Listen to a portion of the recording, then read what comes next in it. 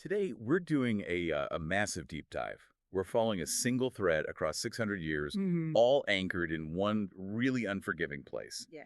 The village of Icefjord in Greenland. And the sources we're pulling from are this incredible mix of, historical accounts of the Black Death in 1348, and then this near-future, high-stakes spy thriller set in 2027. That mix is really the core of it, because our mission here isn't just to tell a story.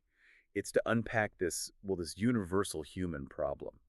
How do you make decisions when you're facing total chaos and just an overload of information? Exactly. In 1848, the people in Icefjord, they had three completely different paths to choose from. You have ancient Norse prophecy, you have this radical new Christian faith, and then you have just pure hard science. And those three competing cures are really the structure for our dive. So we start in 1348, the Little Ice Age is hitting hard, famine is a real threat, the days are brutally cold, and the village elder, Sigurd the Wise, he's looking to the heavens for a sign. And what he sees is just a catastrophic omen for anyone who studies the stars. Sigurd was relying on, classical astronomers like Ptolemy, but also these newer kind of revolutionary Arab scholars like Ibn al-Shatir. Well, he was very well informed for his time. Extremely. And he sees Mars, the planet of conflict, sitting right next to the constellation Orion. The swordsman. That's a pretty direct cosmic warning, isn't it? It's a profound belief that the world is about to just break apart. He's expecting terrible conflict, some huge upheaval. But what actually comes the very next day is immediate and terrifying. A solar eclipse. A total solar eclipse. The sources just say all became as night in the middle of day. And in that sudden darkness, the real threat shows up. Yeah. The villagers see this harbinger. A strange hooded horseman on a black horse, right up on the ice ledges above the village. Yeah, and for these villagers with their Norse roots, this is immediately something supernatural. Is it one of the Huldafolk, the hidden people, or maybe a Draugr, an undead spirit? A messenger of death. But whatever it is, it's not just watching.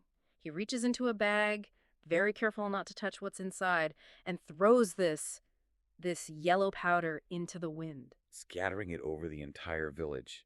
It feels like a targeted, deliberate act of infection. The consequences hit almost immediately. Accidents, miscarriages, and then the most terrifying thing of all, the game leaves. The caribou, the birds, they all just vanish. Starvation is now a certainty. And that's when the outside world arrives. A trader, Klaus Becker, shows up.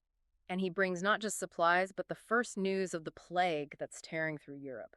And he has a new interpretation for everything they've seen. He connects it to the Bible. He connects it to the four horsemen of the apocalypse. He says that dark rider they saw, that was the fourth horseman. That was death itself. So there's our first big ideological clash. Sigurd and his wife Ingrid are thinking Ragnarok, the Norse end of days, while Becker is arguing it's God's judgment, biblical punishment. And then it gets even more complicated. A dilapidated ship arrives, the SS Maidenhead. Ship of fools. And out comes Captain Simon Le Chaundelere and his flagellant mendicants. These aren't just zealots. This is a radical theological movement. Right. They believe the plague is God showing his anger, and the only way to appease him is through self-suffering.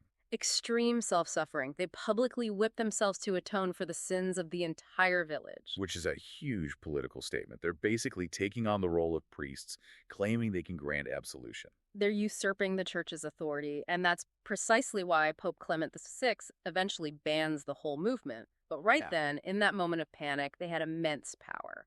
And Captain Simon uses that fear. He gives them an ultimatum, right? Oh, yeah. He demands free food and lodging for all his followers. The implied threat is clear.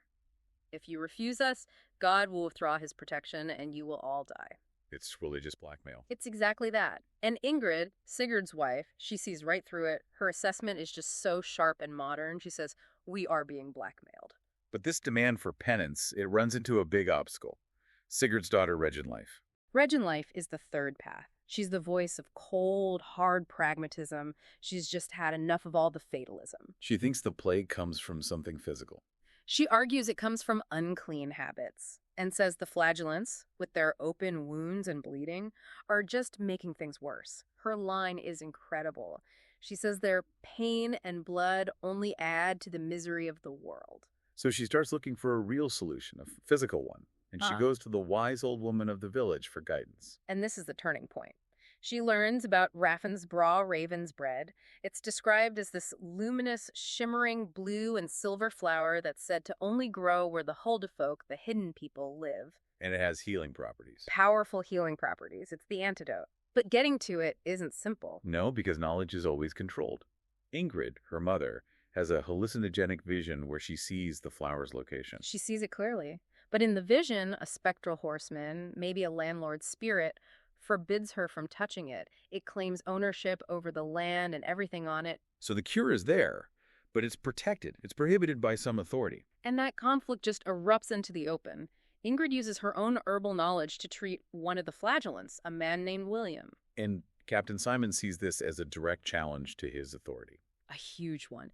So he and his prosecutor, they put Ingrid on trial for witchcraft. The charges were specific, weren't they? Designed to create fear. Absolutely. Using dark arts.